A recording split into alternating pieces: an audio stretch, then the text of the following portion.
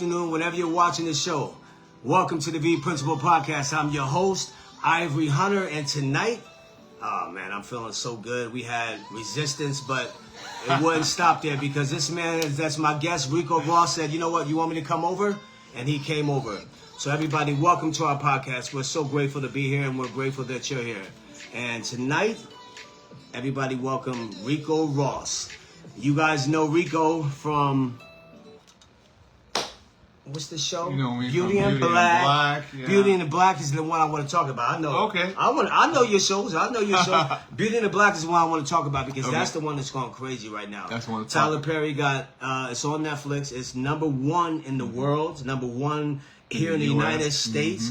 And it's incredible. So obviously it's reaching all kind of audiences. And I personally have watched your fan base, your followers just climb, man. It's been incredible to watch it. I mean, you are such a blessing. I want to say that before we jump in this podcast, I want to say what a blessing you are to me because, again, there's so many people I know out here, and it's not who you know, it's who you know that's willing to really go to bat for you, man. And since the beginning, day one, man, I just think that you're an amazing brother, man. Like, this is a true indication of who you are because we're having troubles on this show, and you said, you know what, you want me to just come around here. So you drove over to us and made it happen, man. But you're an awesome dude, man. We're working on some things together, and it's because of your heart, man. I really appreciate you, man. I appreciate that. I appreciate you, man. Seriously, you're an incredible person. Always been this way since I met you. I met this brother. He's about 10 years older than me.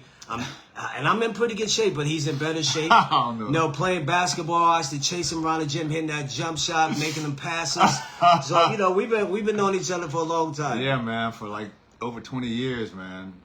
Damn, it's been a long time. It's been man. a long time. Yeah, it's been a long time. But it's been all good. And I am under this belief, man, that in this business we have to understand it's not a competition. It's we all rise together. And I always, if I hear about gigs, man, I always try and tell people who I think might fit that.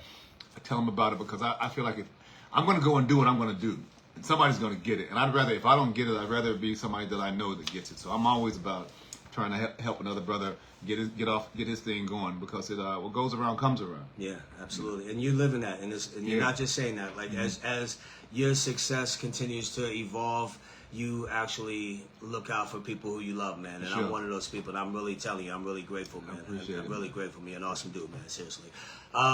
Getting back to Beauty and Black, you know, Tyler Perry is an incredible creator. You know, he's prolific. He's done so much for our community. A lot of people love him. Some people don't like him. But regardless of how you feel about his projects, the bottom line is he is giving so many opportunities to black people to open up telling so many stories. And so you told me something that was really incredible, and I just want to talk about this with Tyler Perry.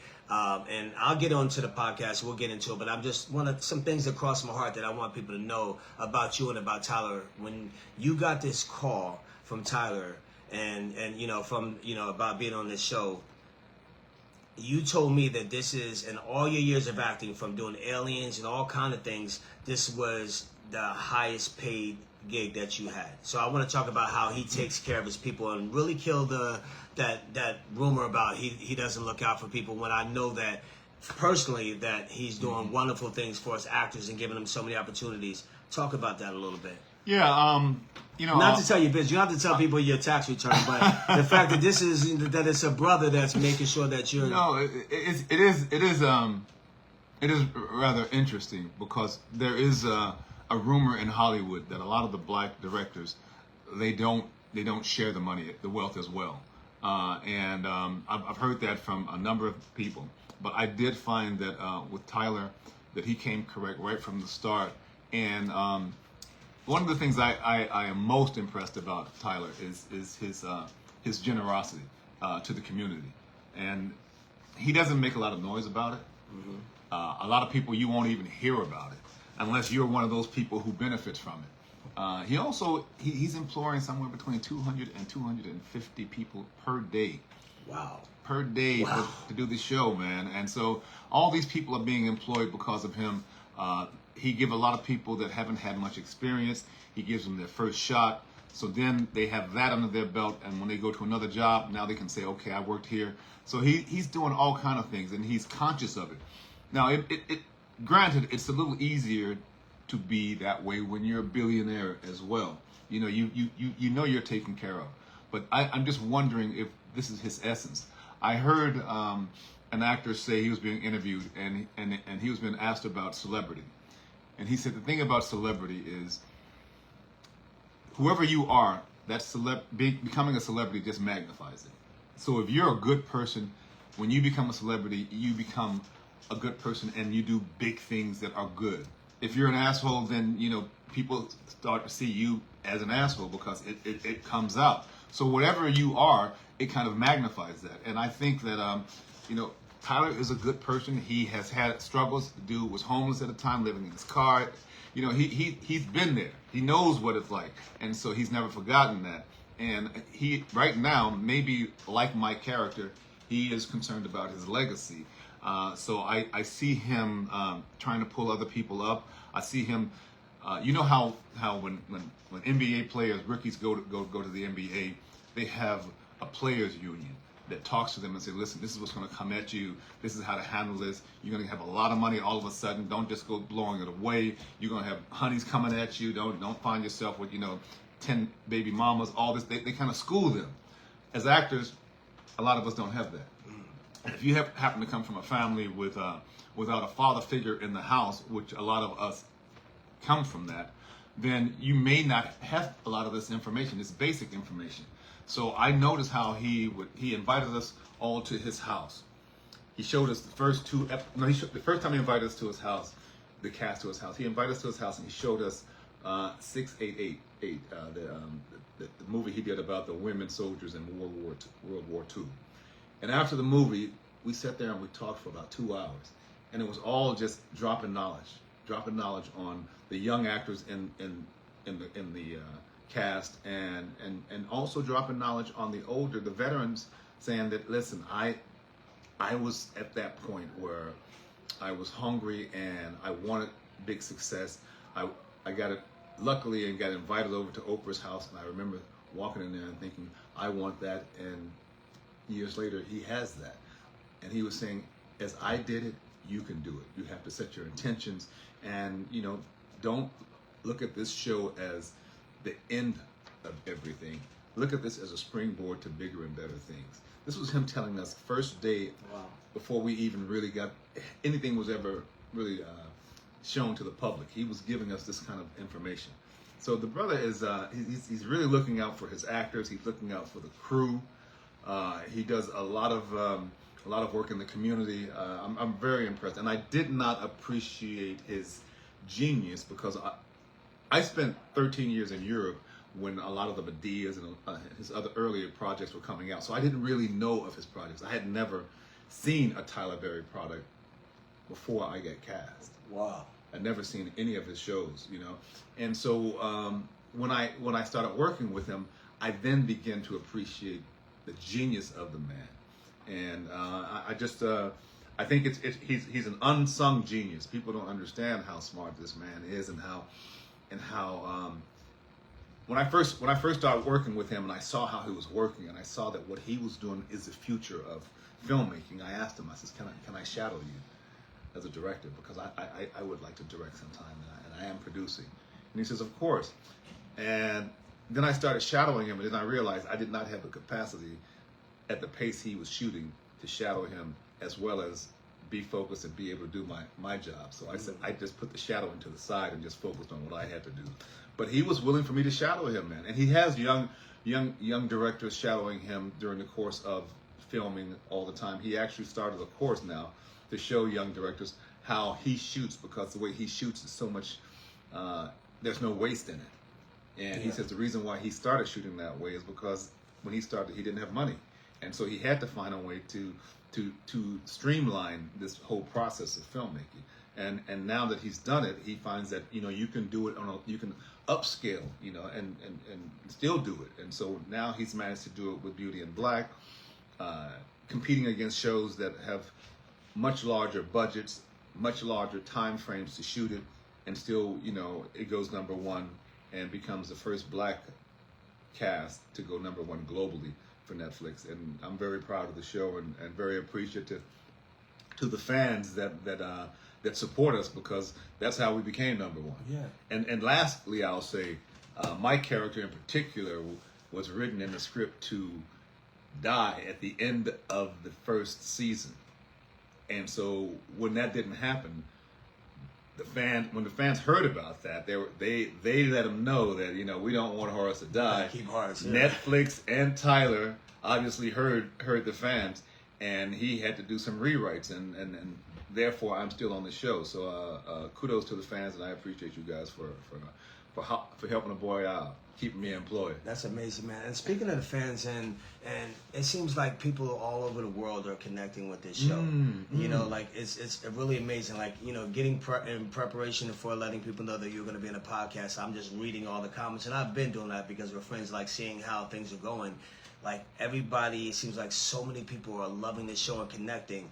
Now, in your humble opinion, why do you feel like, since everybody's connecting, why isn't this show getting any recognition, like any Emmys or anything? Like it's clearly putting up numbers and beating out shows who were recognized. Why do you think that's not happening with this show? That's a good question.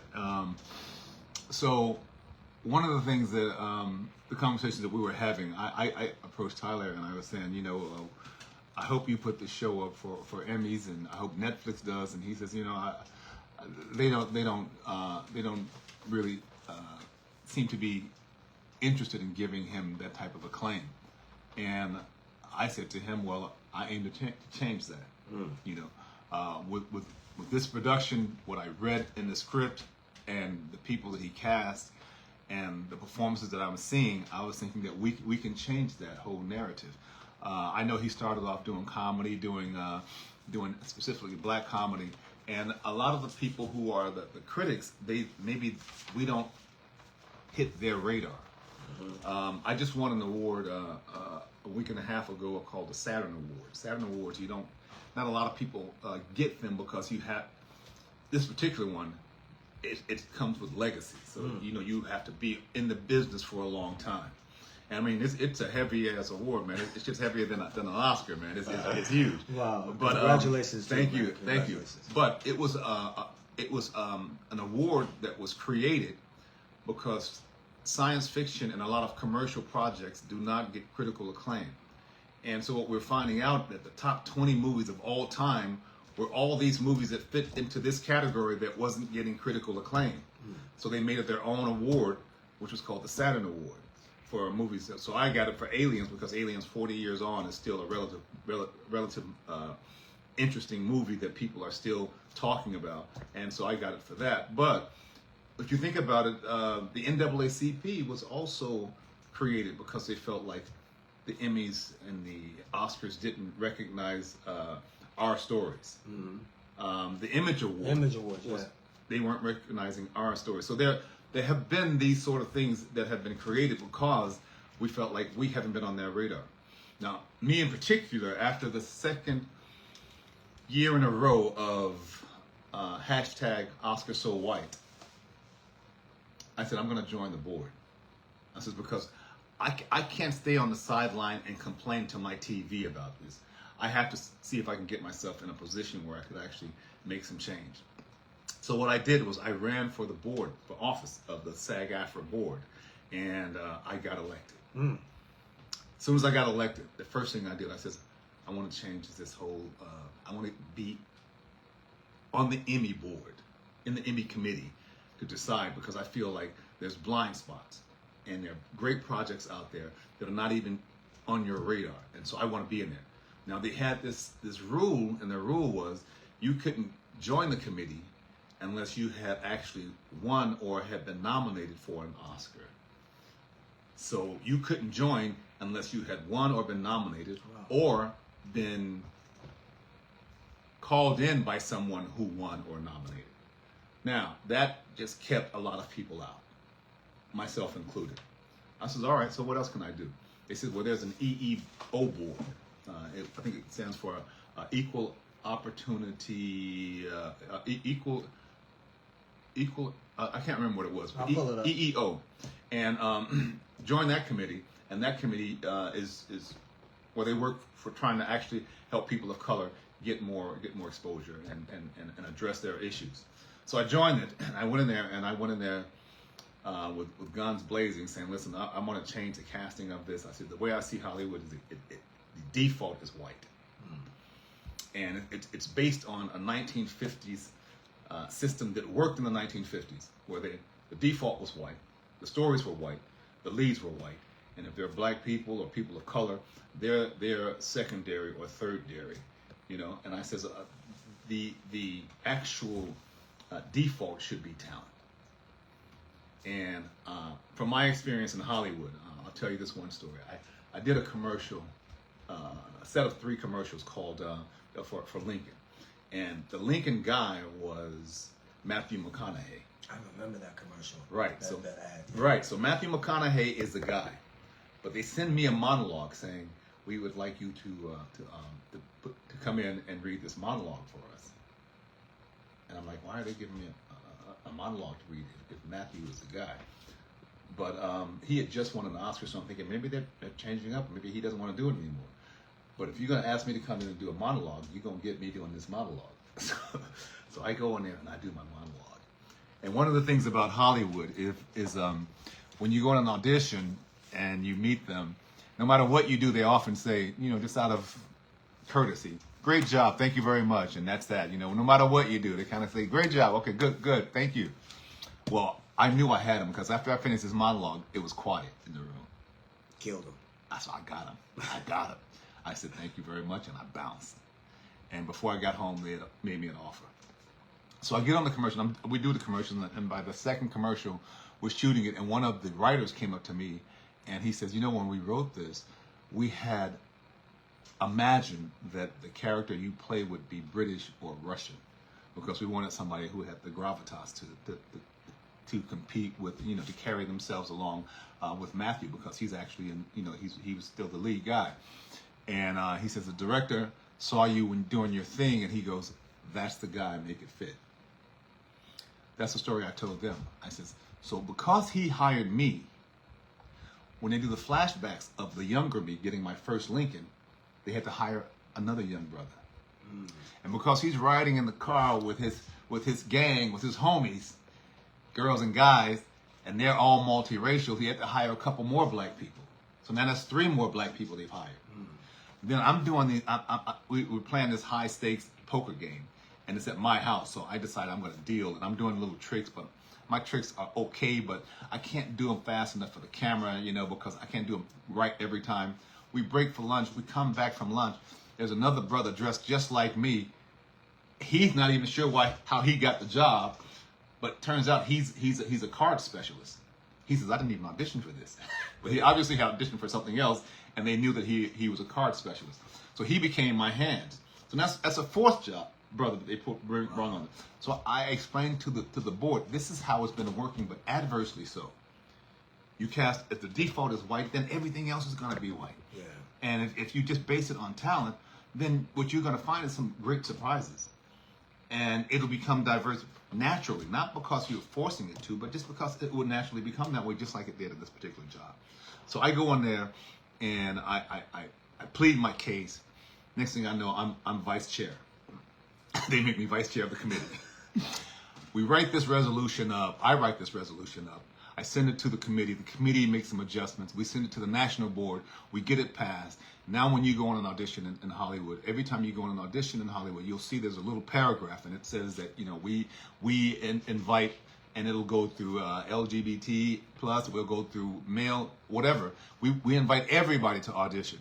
That was the language that we put in there so that we can try and base it more on talent than complexion.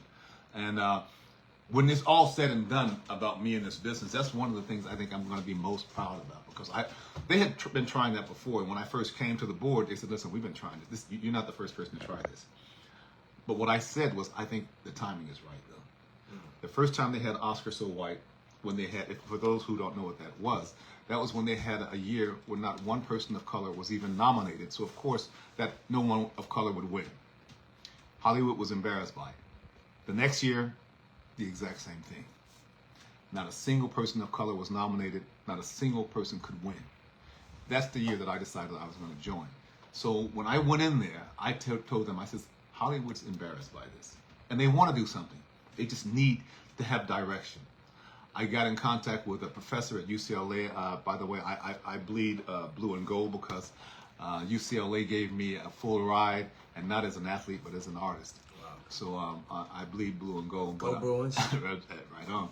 And so I went to a professor, and I said, I want to attack this issue, but I want to attack it with real facts. There was a brother there. I wish I could remember his name. He had written a 5-year study on Hollywood, and it was titled "Why Hollywood Doesn't Look Like America." And I called him up, and we talked about it. I read his article.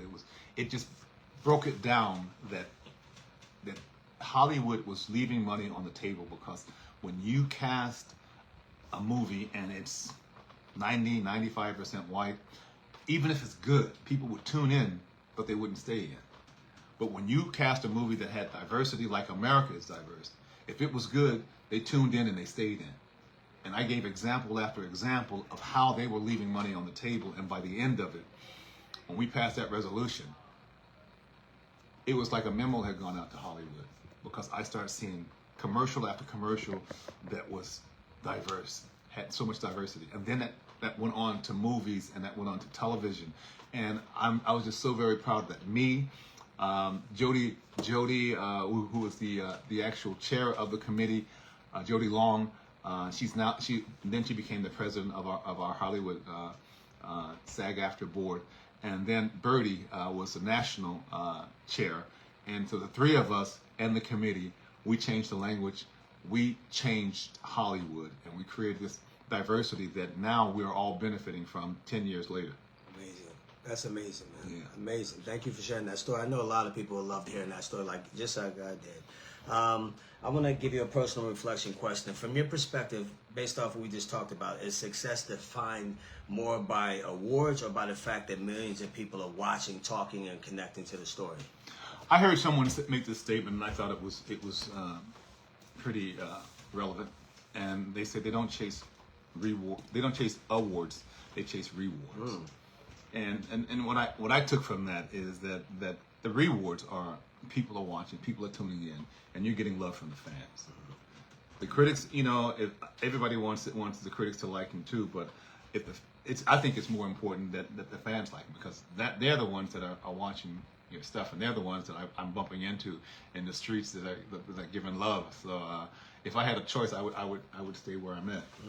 Thank you. Okay, now let's jump into this podcast is obviously the V Principle. We had to talk about that one day, and when you said you would be willing to come on the show, I was so grateful. And we'll go into that. But before we get into that, we have a lot of people that are tuning in not to hear my V Principle all the way. They want to see you, man. They want to talk about Beauty in Black. This show is killing it, man. I was binge watching it last night with my cousin. Let me ask you initially, what drew you to the role of Horace? It's not often that an actor gets to play a role that has so many different levels. I mean, when you first meet, I've said this a million times in interviews, but when you first meet him, you think that this is an elderly man who is feeble and is on a fixed income. You later find out that he is worth hundreds of millions of dollars. When you first meet him, you think that he's feeble and he could easily be pushed over, and later on you realize that he's not that guy at all. He's more like a mob boss, or he has that type of power and presence. When you first meet him, you think that he's extremely homophobic. And later on, you find out that he's sexually curious himself. So there's so many layers. At some points in the show, he is the villain, and at other points, he's the hero. And to be able to play a character like that, man, that's every actor's dream. I mean, there's a lot of trust that goes into this business. Tyler, who created this character, who wrote all the words that I'm breathing life into, he had to trust handing his baby over to me to breathe life into it. I had to trust that this material that he's given me is going to work, and that I'm going to be able to do it, and that he's giving me something that the audience are going to respond to. And so when he handed it over to me, I just thought, wow, this is a lot, because when the character description was an elderly man in his 70s that was ill. And when I got the offer and the confirmation, I said, I just want to let you guys know, when you meet me, I don't present myself that way. And they said, don't worry, Tyler handpicked you and the other leads in the show will make it fit. And I was happy to hear that. And so that's what we went on to do. When I first arrived, I used my father as kind of the foundation for the character. My father was a big man, and big man physically as well as in the community, and he was respected, but he never raised his voice in anger. And as a matter of fact, when other people would raise their voice, he would wait and he would lower his voice.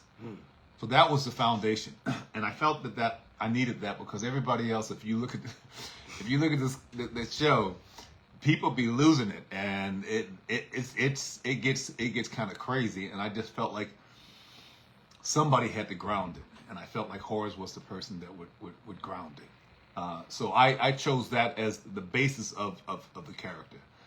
But I also studied in England, and when you study classical theater, often the projects that you're working on are period pieces. And with the English, sometimes they would find that wearing the right outfit would help them develop the character. So I work that way as well. Often Americans work from the inside out emotionally. The English often work from the outside in, with wardrobe, with the right shoes, a hat, whatever it might be, a pipe, and glasses. Finding ways to make this character. Having trained in both places, I did a combination of all of that. And I remember when I got the right outfit on, I felt like, all right, now I feel like I look like the character. I felt like I had the foundation for the character, but I did feel like I needed something else. And Tyler suggested that I try a cigar. I don't smoke, so that was new for me. And if you're going to smoke on a show, I think you better get yourself used to it. So I started smoking the cigar just to get used to it, even before we started filming. And I found that it lowered my voice and it gave me a calm. And then Tyler suggested that I try a cane. And when I tried the cane after walking with it for a few minutes, I remember thinking, I got you now, Horace. I got you. I got you now, boy. Yeah, that was it. That was it. I was locked in. I was like, I got you now. I'm not worried. That's awesome, man. All right. Do you feel like Horace is reacting to life, or do you feel like he's making choices from like a certain mindset? I think he's reacting to what happens, but I also think that he has his own agenda and he has his own desires. But he is fluid. He will react to what happens. He's a very intelligent man. I love playing someone that's smart. He's often 2 steps ahead of everybody else. I'm an avid chess player, and if you play chess, one of the things you do, chess is a great game for people to learn because it teaches you a lot about life.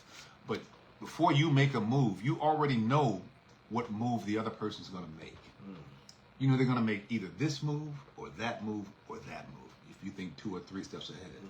And when they make that move, I already know what I'm going to do. I'm going to make this move. So I'm already thinking, and then when I make that move, they're going to make this move. So I'm already thinking 2 or 3 steps ahead of time when I'm playing a game of chess. And that's the way Horace is. Horace has his idea of what's going to happen, but he thinks when something else happens, I know how I'm going to respond to that. And so chess is a great analogy for this character. Yeah. And I'm going to stay away from asking too many questions because I know I hate when people give away spoilers of the show because I've watched a few episodes already and I got some questions, but I ask you off camera just in case I don't spoil it for people because people are still watching it. And the reason why I ask that is because a lot of work I do around is something called the V principle. And this is where people are either living in alignment or they're living in the V trap. And then when we talked about that before, I gave you a little brief history of my past and what it really evoked me wanting to write the book, which became this podcast, which became this movement. It's because I was a womanizer for years and I was caught up into the V trap. You know, and that left side of the V was essentially I was, chasing sex, women, ultimately chasing validation. And then on the right side of that V was I was actually, wasting time, wasting energy, and more importantly, wasting other people's times. And with that, I realized that I created a lot of emotional debt in my life. I created a lot of karma. And so for me, it's really about living in alignment, living in your purpose. And a lot of people a lot of, whether it's men or women, but I created this for men, but even though it's respected by women, but a lot of people get caught up in that V trap, you know, and they're chasing. So for me, I want to ask you, what I've noticed, a lot of characters on Beauty and Black caught up in the V trap, right? Mm-hmm. And why do you think they're actually stuck? What do you think that Tyler's motive is? Is it caused more based off of real life, or is it because it's just like it's great for TV? Well, I think sex does sell. Mm-hmm. Sex does sell, and it's something that everybody can identify with. We are wired to procreate. Mm-hmm. That's how we keep the population going. So that is something that we're wired. It's a basic instinct. But at the same time, when we evolve and when we become civilized, then we have to kind of make certain curtail that urge. Marriage was created so that we could have a society that was more stable, so that we don't have one person going around making babies, people making babies and bouncing, and then women having to deal with it, and children starving because there's no, so we created the concept of marriage.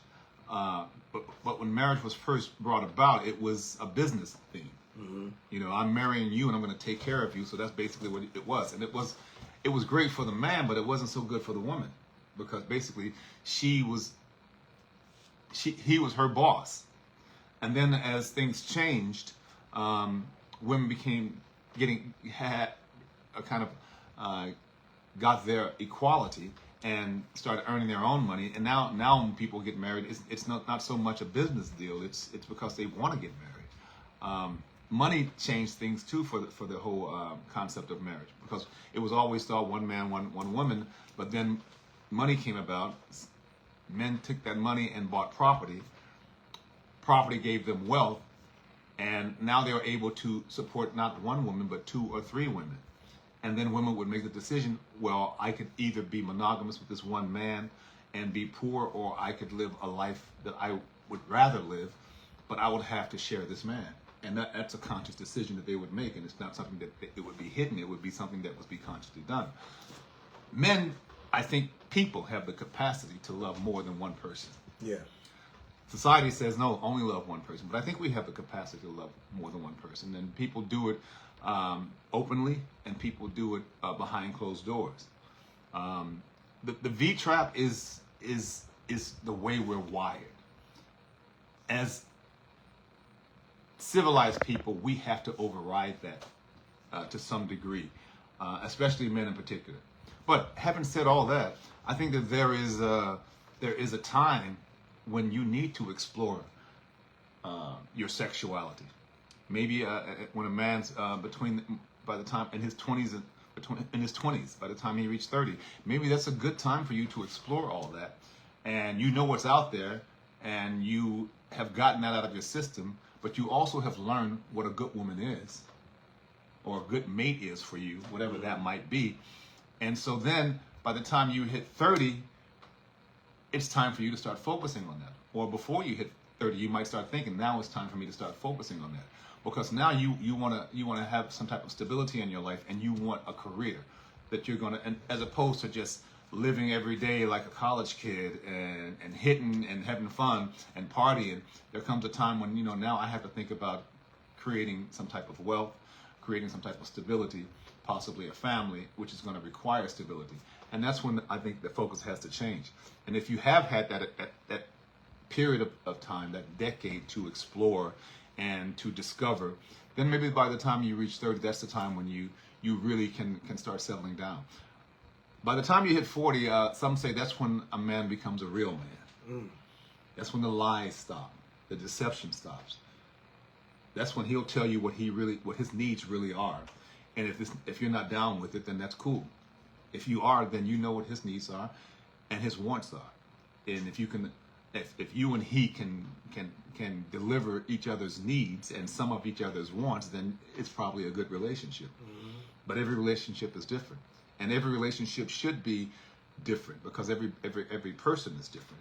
So consequently, the relationship should match the person. It's not like one set of shoes that fits everybody. I mean, in theory, that's what it is, but in practice, it's not. Okay. Yeah. Do you think Horace's character is operating in alignment from an alignment perspective, or is he caught up in the V trap? I think that he has spent a lot of time. I think when he was younger, he was caught up in the V trap. If you listen to some of the backstory during the course of the first season, you hear that he used to have relationships with a number of the ladies in the office, and that caused problems. Then I think he got past that, and now that he's an elderly man, I think he wants to explore maybe something he had always been curious about. And I think one of the things about when you're feeling like you may not have much more time on this earth, you stop thinking about what people think, and you start doing what you want to do. And I think he's at that stage now, and I think that's something he's been curious about, and he is just exploring something completely different from what he's ever explored in the past. So that's what I think he's at. And when I say about a person that's a real man, that when you reach 40 and above, you stop caring about the bullshit, and you basically just do you want to do what you want to do. And I think that's what he wants to do now is explore. It's an interesting character, and that was the part about the character that I thought was very challenging for me, and I wanted a challenge. I look forward to that challenge. There's something in Hollywood. There's a kind of like a murmur in Hollywood that a lot of black male actors, that you don't get your passage to celebrity until you are in a dress or you're demasculated. And they go after, and they name actor after actor that have been in dresses and whatnot, black actors that have been in dresses, and then they've blown up. But what they don't understand is this: when you're on that way up, you're playing a lot of different roles, and so chances are you are going to play a role that's a comedy or something that's going to create some type of difference. The other thing is you have to, as an artist, you want, like for instance, myself. I'm a tall guy. I'm 6'3". I'm 200 pounds. So I'm often locked into playing alpha males. But I feel like I have more to offer than just alpha males. And so what else can I do, and can I show that I can do? So I was wanting to play roles that were very different from the alpha male, so that I can show that I had that range. I mean, I've done shows where I've had British accents. I've done shows where I've had Italian accents, or shows where I've had Arabic accents. I've done these different roles. I've done shows where I've had Southern accents and New York accents. So that's one way of showing it. But how are you going to show a character that has a softness, or something completely different from this kind of typical macho alpha male role? So I've always wanted to try and show my range.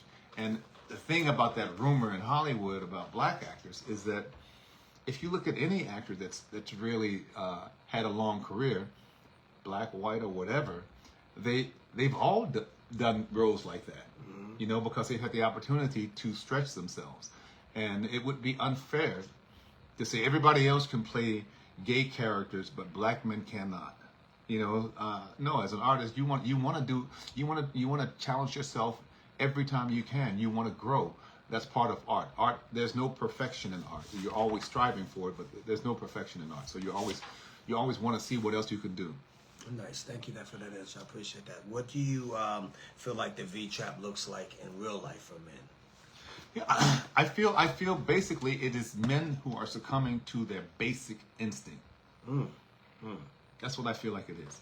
Men who are becoming to their basic instinct, who are going out there, and their basic instinct is to procreate. And so you go on and you hitting and run. It's fun, but in the process you could leave a lot of broken hearts in the wake. And that's the thing. I remember I was single and I was dating this girl, and she was a baddie too, man. But I was busy, and I was studying Shakespeare, and I had a play coming out, and I was living in England, and I told her, I invited her to come to this play, and I said, if you can make it, that would be great. If you can't, no biggie. And so I do the play, and this play, I was really proud of this play and my performance, but nobody I knew was in the audience, and she didn't come to the play, and it kind of hurt my feelings, And then, life started lifing, and I didn't get back into contact with her, and she didn't get in contact with me. And so we kind of went our separate ways. And years later, I bumped into her in the subway in London, and she told me that she was very depressed by the fact that I didn't contact her anymore, and she felt like she didn't know what she had done to cause that. You know, she had taken it personally. And she had actually said that she was sitting on she lived on the second floor, and she said she was there on the second floor, and she was thinking about jumping. And I remember thinking, you know, as a young man, you often don't think about what you're doing to other people. You're basically focusing on yourself. And it never dawned on me the damage I could be doing to someone else by just being me and doing me. And there's a certain selfishness and inconsideration that was taking place in my 20s then. And when I heard that, it really registered with me. And I remember I'm never gonna be that blind to a woman's feeling again. Yeah, wow, interesting. That's so. It's how I was living for a lot of years, coming from a broken place. Like I talked about that with, former, past shows, my imprints, coming from a family full of womanizers, getting molested and all those things that led me to being stuck in that V trap for so many years. And what you said was key. Like, it hit you early. I'm glad it got you because it does. It's a lot of people. I don't care if you're 30, 40, or 50. If you have you don't have that emotional intelligence, and you're not really checking in and realizing that what you're doing is hurting other people, then you're going to continue living selfishly and being caught up in the V trap. So I think you broke that down wonderfully when you realized, like, on that you were wasting, and how much impact you had in that woman's life by just being you at that time. And just being me. And the thing was, I mean, this was the type of woman, this was marriage material. That's the type of woman she was. I mean, I would spend the night over her house. I'd wake up in the morning, man, and smell breakfast cooking. She was a good person and came from a good family. And I just thought, I really didn't treat her as well as she should have been treated. And I thought she didn't deserve that. Now, I don't think that I don't think it was coming from insecurity in my particular state situation. I think it was just come from pure selfishness. Yeah, and that's the thing. Just selfishness, man. Just not really thinking about somebody else's feeling. I come from a family of 5 brothers and 5 sisters. I know women have feeling, and women mature sooner than men. But I was just doing me, man. And me at that time in my life was so focused on me that I wasn't focused on the damage I could be doing to other people in the process. And how old were you when you really realized that? Like you said, you were in your late 20s. Man, I've always had a high sex drive, always. But I think anybody who's an athlete, I think maybe that's part of it. When you're athletic, that maybe there's a high sex drive that is created because of that activity. So I've always had a high sex drive, and I always thought, I'm working on my career. I'm not really trying to get into a relationship right now, and so that was my thinking at that time. But in the process of all that, I think there was some selfishness, and that was a wake up call for me with that particular girl. All right. So if you can talk to your younger self, and you've been giving so many jewels, but if you could talk to your younger self, what would you tell them to avoid? What would you tell them to focus on? Because this is going to help out some young men out there, some young actors. And it's not just actors, just people in life that are trying to accomplish things. What would you tell your younger self?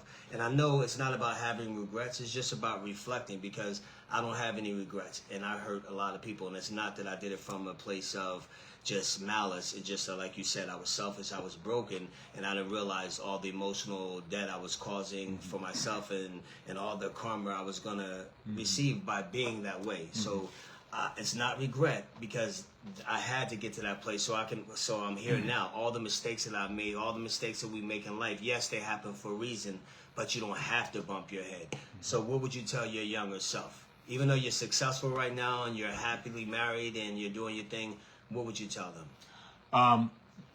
What I would tell my younger self and what I would tell younger people right now might be 2 different things. Okay. Because when I was younger, there wasn't social media. And social media can be very damaging to young people right now. The first thing I would say to young people right now is limit your time on social media, because that is that can be very dangerous in itself. It can warp your view on reality. The second thing I would think of is listen to older people. Listen to people who have 10, 20 years on you, because they are like you want to go from point A to point B, and you have no idea how to get there, and they have the roadmap. And so if you talk to older people, they can give you some ideas of which direction and how to get there. And so I'd say, definitely talk to older people. Get a mentor, or two, or three, or four. You don't have to just get one mentor. People don't often even have to call that person a mentor. They become a mentor because they're dropping knowledge on you. They're schooling you. As I said earlier, the NBA, when people rookies join the NBA, they talk to the players union, and the players union school them. Those are mentors for those young rookies. In real life, you need mentors, and so that's an easy way to do it. Is listen to people who've already made those mistakes so that you don't have to repeat them. I would tell my younger self, because I wanted to be somebody, and I always wanted to be somebody. I wanted to leave a mark in the world like most people. I would tell myself, you're going to be fine if you keep doing the work and you prepare yourself for what you want to do. Being a person of color, living in what I felt was a white world, a lot of us grew up and we were told that you have to be not as good as the next person. You have to be better than the next person to succeed. And I knew that I couldn't change the game, meaning I couldn't change this white world. So I had to learn how to play the game. And I figured I'm going to learn how to play it, and I'm going to prepare myself. So I feel like there are three types of education, and this is what I wanted to prepare myself with. There's street education. I grew up in Chicago. I have big brothers that grew up in Chicago. I felt like I had the street education. We come from a low-income family, and my father did a lot of things to just make ends meet. He was a Golden Glove boxer.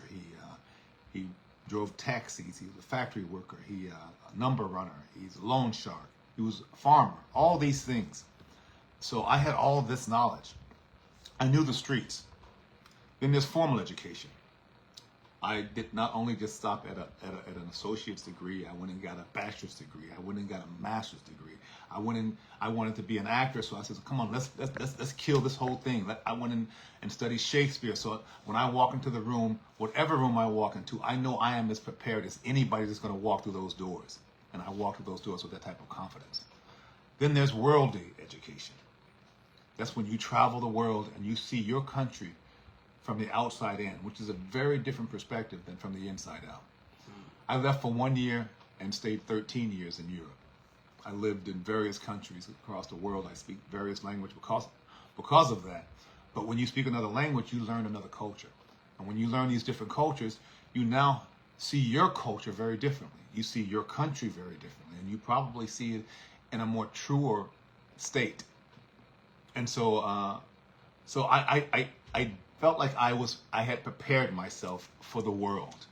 And also when you come from a family with 11 kids, you learn how to deal and navigate with different personalities, because every personality that I run into, I grew up with that personality. Mm-hmm. When I was going to college, I didn't care who my roommate was, because whoever walked through that door, I knew that person before they even walked through that door. I knew I could handle living with that person before they walked through that door. So I've always felt very, very well equipped. Even just physically, I boxed in college. I studied Kung Fu and later became one of the teachers in Kung Fu and Wing Chun, because I wanted to be able to prepare myself for any event that might take place out in public or in the streets. I just wanted to be very, very prepared for whatever. And as a young man, that's one of the things I promised myself. You're going to be prepared for whatever. And I think that gave me a lot of confidence too. Nice. What does alignment look for you right now? Alignment. We talked about the trap, how men get caught up in the trap. What does alignment look like for you? Alignment looks great because me and my wife, we have great communication, and so we talk real shit. We have honest conversations about what our wants are, what our needs are, and we try and make sure we can satisfy those wants and a lot of those needs. And the thing about a relationship, every relationship is different. So everybody has to have that conversation with their partner if you're in a relationship. And then if you're single, then you have to decide what you want your life to be and how you want it to be. And if you do it with intention, I think good things will happen. What's I'm gonna start wrapping this up. I want to ask you this, Ricco. What is like one decision that you feel that changed your life the most? For me, I think it was really deciding that I was going to go and graduate from college. For me, because my parents split up when I was 12 years old. Okay. And so when you don't have a father figure in the house, there's a lot that you lose. And discipline is one of those things. If you go to the Army, you learn discipline. If you go play sports, you learn discipline. If you go to college, you learn discipline. If you're going to graduate, you're going to have that discipline. And I needed to learn discipline. And so one of the things that I wanted to do was put myself in an environment when I didn't know what I wanted to do. While I'm figuring it out, I am learning discipline, a certain amount of self-discipline. Nice. I just had a thought. It's very random, and it makes me think about this podcast. Like when I tried to get you when you're at your house, and we tried to go live, it didn't work. But rather than just allowing that, we just pivoted and you decided to come here, right? And he's like, we wasn't gonna let nothing stop you. So we just flowed. And this whole podcast is not your traditional podcast. Really, I'm truly grateful that you're my guest, and that's why I'm like in the background. I just want people to hear you. And that's the whole point, man. It's really amazing. But you told me it triggered something about your audition. I want you to talk about that. You have some great stories. I love talking to you. But talk about, remember what happened in your audition? The story about you and something happened with your wife and how that ended up being it. Remember that? Now talk about that audition because that was crazy. Okay, so I get the audition for Beauty in Black, and I just sit on it for a few days because I'm busy doing a lot of other things. And then the night before it was due, I was thinking, I don't feel like doing this damn audition. I don't feel like putting myself on tape. I just want to chill with my girl and watch some TV and eat, And in the back of my head, I kept hearing this phrase, 90% of success is showing up. So I thought, let me just show up and do this audition. So I talked to my girl. I said, listen, can you just video me doing this audition? I'm going to learn the lines and do this. And if we get through it one time without me messing up, then, I'll send it in. So we're doing the audition. And in the audition, we're halfway through, and my character's supposed to cough as Horace. And so I cough. And as I cough, she says her line. I don't hear her line. And so I say in character, as the camera's rolling, I say, excuse me. And she doesn't know what's going on, so she's behind the camera going like this. And then I say in character, I say, I didn't hear you. And then she says the line, and then we're back on track, and we finish the scene. After that scene, I look at it, and I see the mistake and everything, but I think this is the essence of the character. And that is the tape that I sent in to Tyler. And that's what got me the job, mistake and all. And for actors, I just want you to understand that a lot of actors, young actors in particular, they think if they get all the words right, they get the dialogue right, then that's a good audition. And what really you should be focusing on is do I have the essence of this character? So I think when I sent the tape in, I'm sure Tyler saw that was a fuck up on my part. But he also saw that I didn't get shaken. I stayed in character. And for his way of filming, he doesn't like to do a lot of takes. He likes to do one take. He likes to shoot fast, and he has multiple cameras going at you.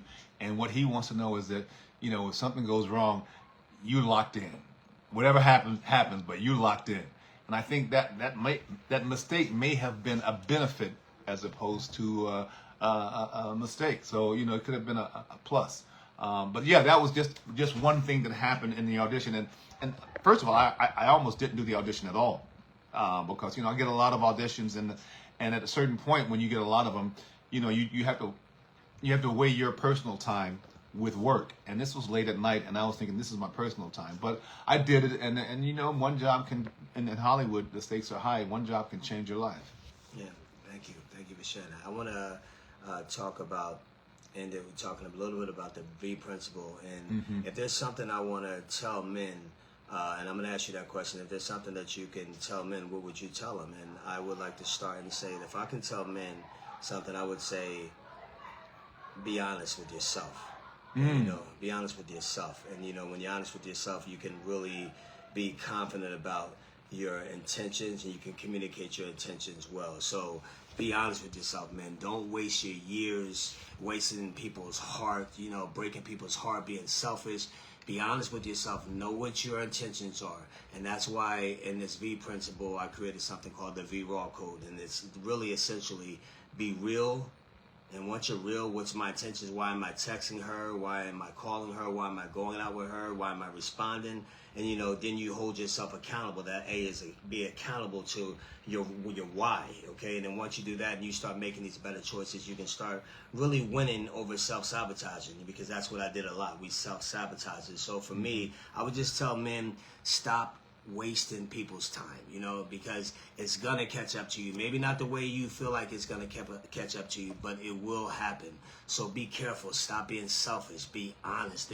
There's freedom in being transparent. There's freedom in vulnerability. So just make sure that you guys are being honest, all right? And it's okay. So this V principle is not about being abstinent, not having sex, not connecting with people. It's really about making sure that whatever you're doing, you're not chasing, moving off your path and whatever your purpose is, and you're not wasting somebody else's time, wasting somebody else's heart. So essentially, be honest with yourself. And when you're honest with yourself, you know, then you can be honest with that person you're dealing with. And women, when you've been cheated on and you've been hurt, just know if people are sitting around broken, that it's not personal. It's not personal. What people didn't do it to you, it didn't happen to you, it happened for you. It happened so you can learn. So that's what I would say to men out there, and that's what I would say to women. But I'm gonna close it with my guy. I just want to say one thing to that, because I have a different perspective. Now, I want to hear it. That's what this is about. It's a conversation. I think that, yes, it's important that you be honest with yourself, but I think it's also important that you be honest with that other person. And the reason why I say that is you may just want to hit and run. You know, she might be cool with you hit and run. What she's not cool with you is presenting yourself as somebody who's looking for a relationship, and then you hit and run. Yeah. That's what she's not cool with. Yeah. As long as you are on the same page, whether it be a relationship, whether it be just having some fun, as long as you're honest with her what your intentions are, I think that other person will be cool with it. That may not be what they want, but they would prefer that honesty and respect that honesty, as opposed to find out later on that you presented yourself one way and then you were actually another way. Let me ask you something. Did you just throw me under the bus? Did I not say? They're both true.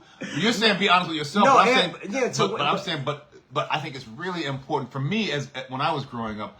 I think I was honest with myself about a lot of things, because I was wanting to hit. That's what I was honest about. To me, this is what I want.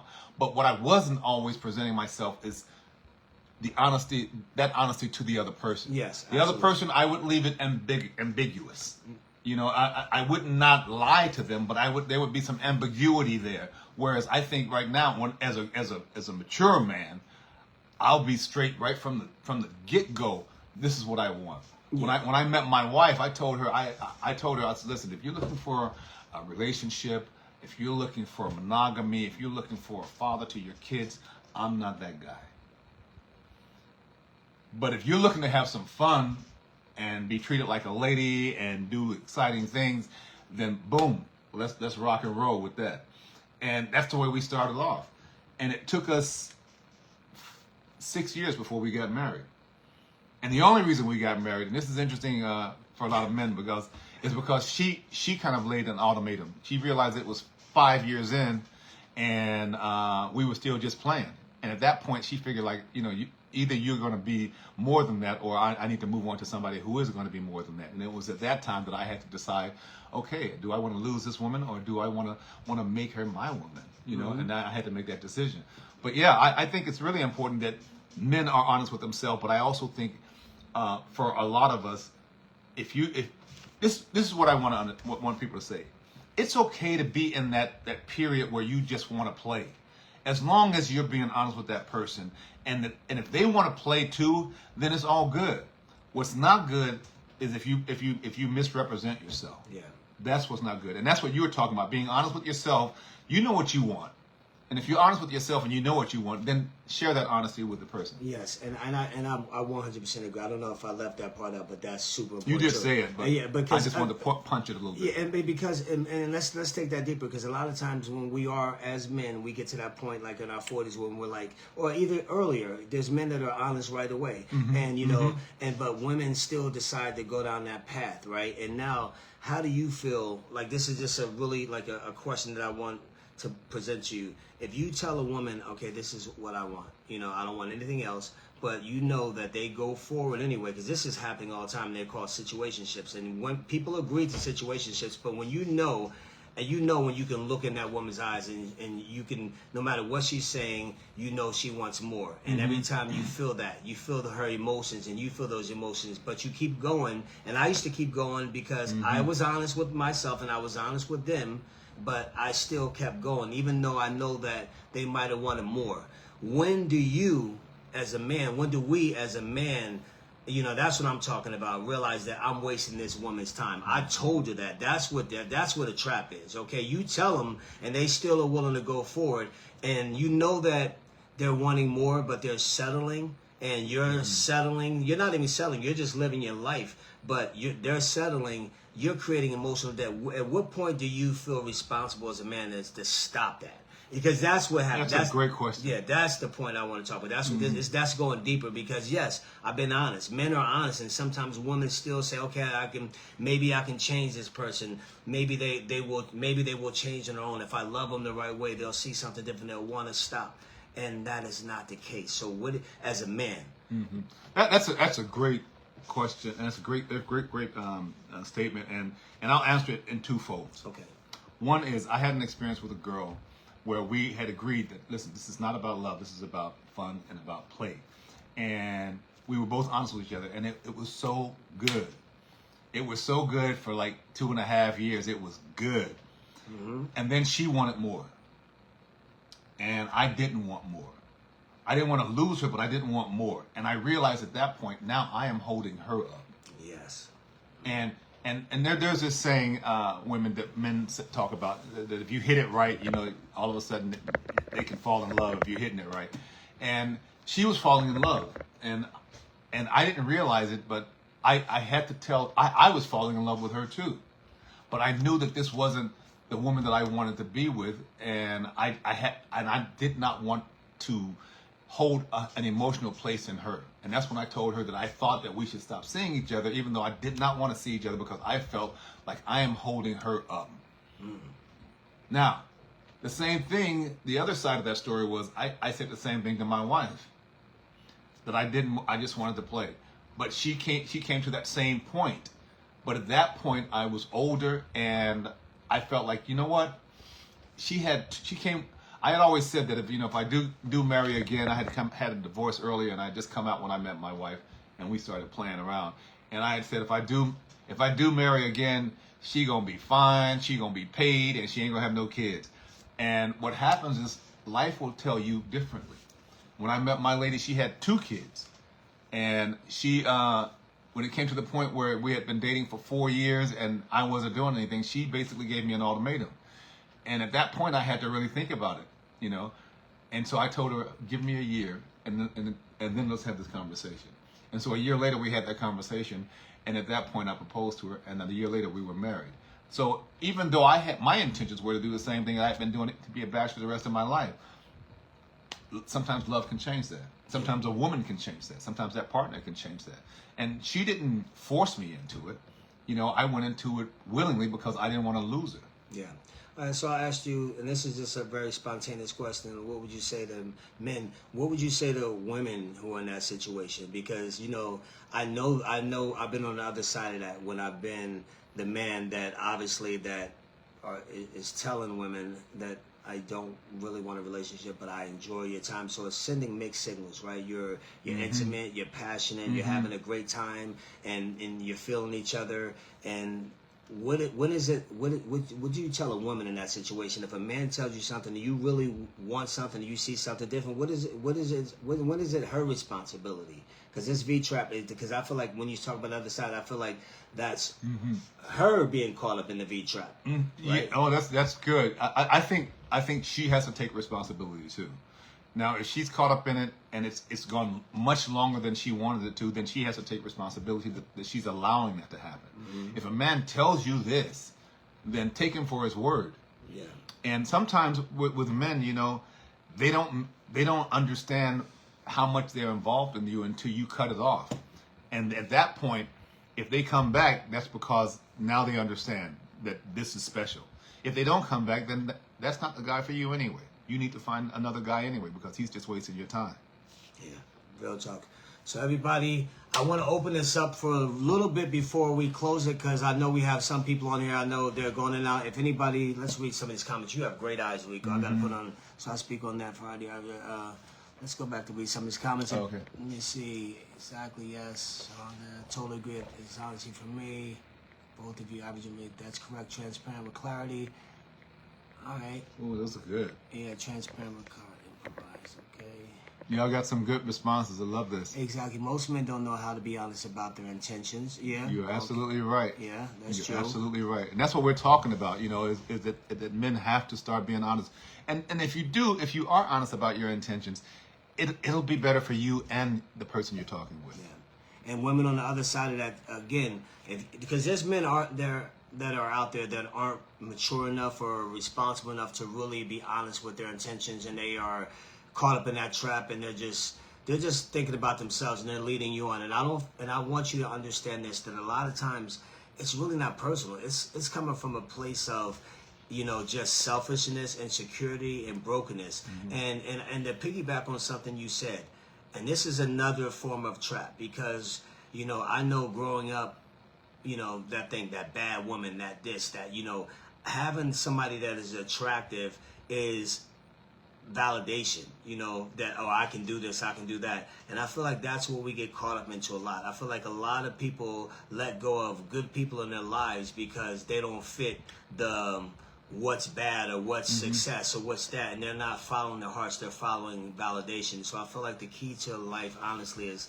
to stop really chasing validation and listen to your heart, because like you said, you wanted a wife that was this, that didn't have no kids, and she had kids, and look at, you guys have been married for years. I know her personally. Julie's amazing. You guys have an incredible relationship, and it's been happening for years.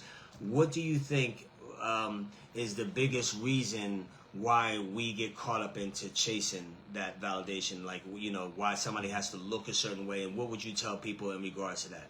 Well, I mean, Whitney has a good point. She says the truth will get you far. You're absolutely right. The truth will get you a long way with that person and with yourself in life, and it'll bring peace, because when you tell the truth, there's a calmness. When you tell a lie, you have to lie to protect your lie, and you build lies upon that lie, and then you have to remember your lies. It can get very complicated. I would say that for us, our communication has been the biggest thing, and me growing up, because I'm in a position where I travel a lot. I have a lot of opportunities to cheat. I have women coming at me, and there was this saying I remember Chris Rock said. He says, as a man you can stop chasing pussy, but when pussy chase you, you call. I remember that, and it is that I think there are stages. The first stage is the man stop chasing, but then some baddie chases them. He has to get used to that as well. If I'm gonna be real, I'm gonna have to have the strength to resist that too. And the temptations are hard. And then if you're in the public eye and it's coming at you from all directions, there has to be a certain amount of discipline. And but I think just being honest with people is the key. Honesty goes a long way for you and for the people that you're dealing with. Yeah. Well, thank you, man. I appreciate you, man. And again, if you're watching this show, you watch this episode, I just want to recap and talk about the fact that we tried. Ricco was in his house, and we tried to go live, and it just wasn't working. Ricco jumped in his car and came over here to my apartment, and we are sitting here at the table, not even prepared. But what you said something about, you know, like when you told the story about your when your wife was giving, you were doing an audition and she gave you the line, you just went with it. Sometimes you just gotta just go with it. You know, it doesn't have to be right. You just kind of go, and that's what I felt. I felt like there was parts of me that said, "Nah, let's just reschedule. Let's just do this." But your mindset, and it was like, "Nah, I'm just gonna come over there now." And it didn't have to be perfect. I'm off frame most of the camera, but the bottom line is that we got it done, man. And I really appreciate your time. I saw your the people on there, man. I could see all the people there, and I didn't want to let them down. And I knew that we were going to have a good conversation about this. I mean, it's a conversation that needs to be had. Yeah, absolutely. And you guys, the V Principle is out on Amazon. Chuck, will you pass that book right here?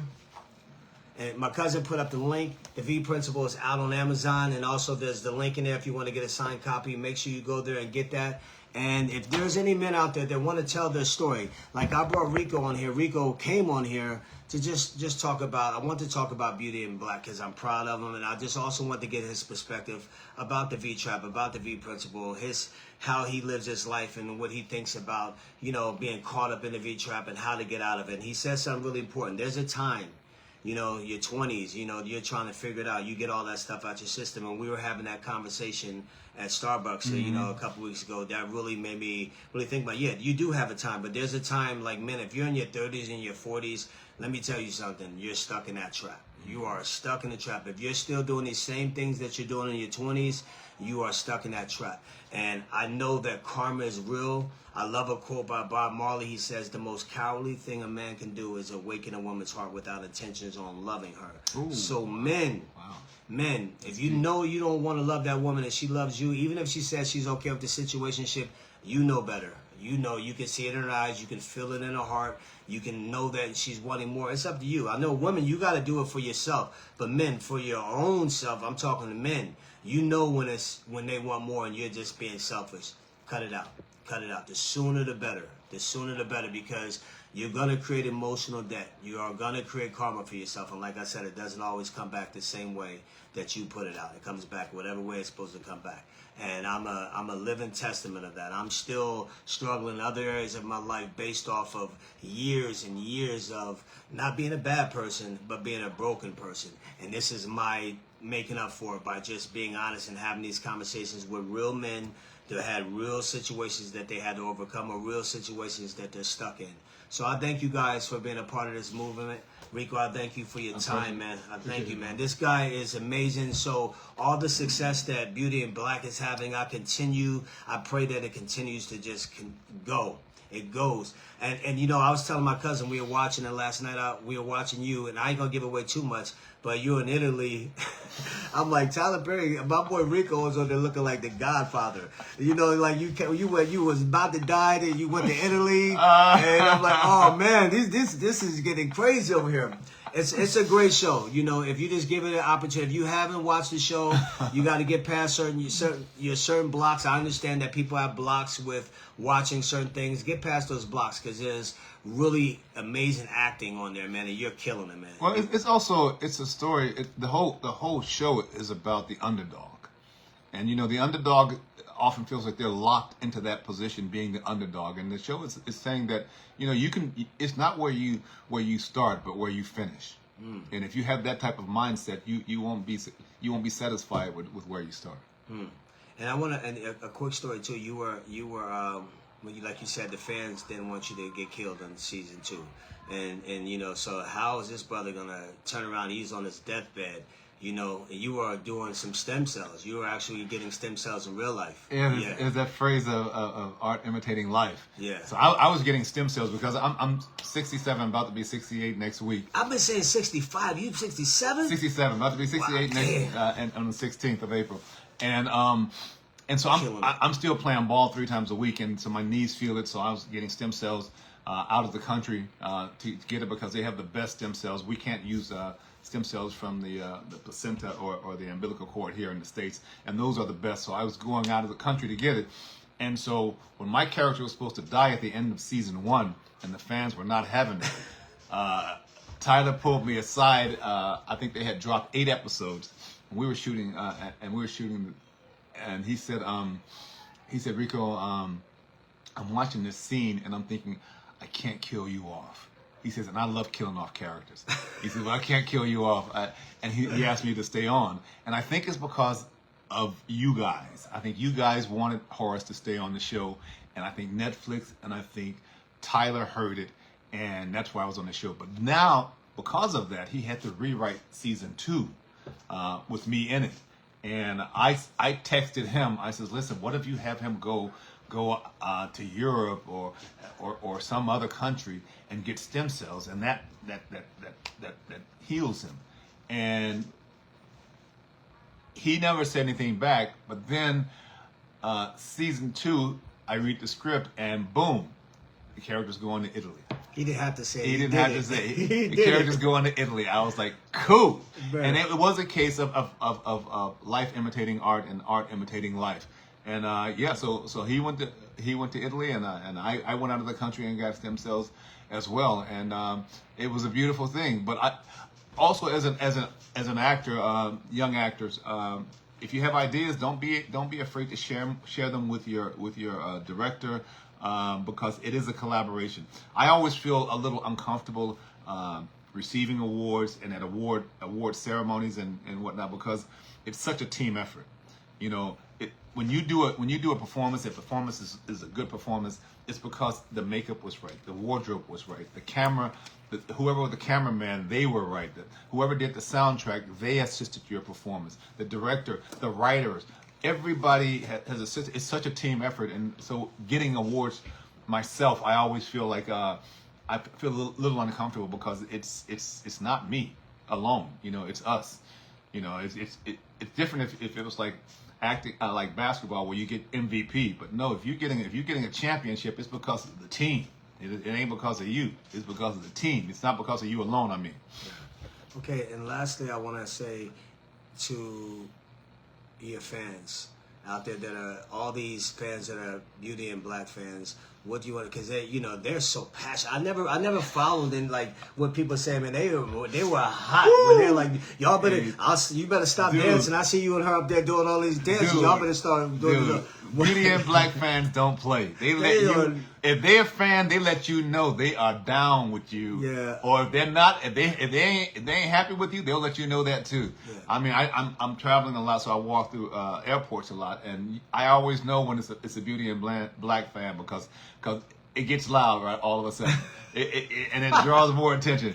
But I love them, man, because they're passionate about the show, man. They're passionate, and it's a beautiful thing. And I meet people every day I go out, man, that say I made their day or something like that. And I feel like it's a superpower that I somehow have attained now, that I can make someone happy just by meeting them. So it's a blessing, man. And would you say, like, I know Aliens was huge. I know that people who are older that love Whitney Houston, like myself, remember you in the Whitney Houston video. But and that was a huge video.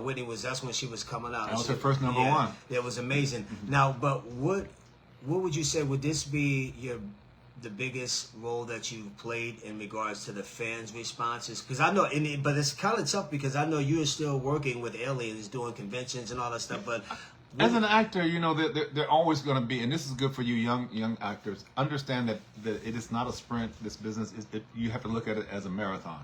There are going to be peaks and valleys, and the peaks, it feels like it's going to last forever, and then the valleys feel like they're going to last forever. But that's part of it, is peaks and valleys. I would think this is the highest peak, but strangely enough, I feel like I have been able to pull off a character like this for decades. I just haven't had the opportunity. I went 15 years in Hollywood without an agent. Couldn't even get an agent that I wanted, of a certain level. And I still was the same person, still had the same skills, but it was just, it can be hard in this business. But I stuck with it. And Tyler gave me that shot, and I delivered. The thing is that I could have delivered with some of these other shows, some of these white shows, but I didn't get those jobs. I didn't get called in for those jobs. So Tyler trusted me, gave me a role, gave me his baby to breathe life into, and I'll always be grateful for that, because I've always felt like given the opportunity, I could deliver, and I just needed the opportunity. Yeah, well, thank you. That's awesome, man. Thank you guys for watching tonight's episode. I really thank you, Ricco, for seriously, My man, pleasure, brother. for always being there, man. You're from my heart to your heart, man. You're a beautiful person. Thank man. you, man. And Appreciate anybody who knows you, who all the fellows who've been playing ball from the Y, you are still the same cat, you know. And I just wish you continued success, man. Thank and keep on being you, man. I appreciate it. Appreciate you, brother. All right, y'all. All right, peace. He's about to go home right now, handle his business. How amazing is that, you guys? This dude got in his car and came. Thank you for watching the V Principle. Make sure you go to my page on YouTube, The V Principle, and follow, subscribe, and share, and have a beautiful day. Men, unstuck yourself. Women, create boundaries. Stick to them. Don't let us do what we want to do, okay? And men, it's time to change your ways. It's never too late, all right? Have a beautiful day. God bless.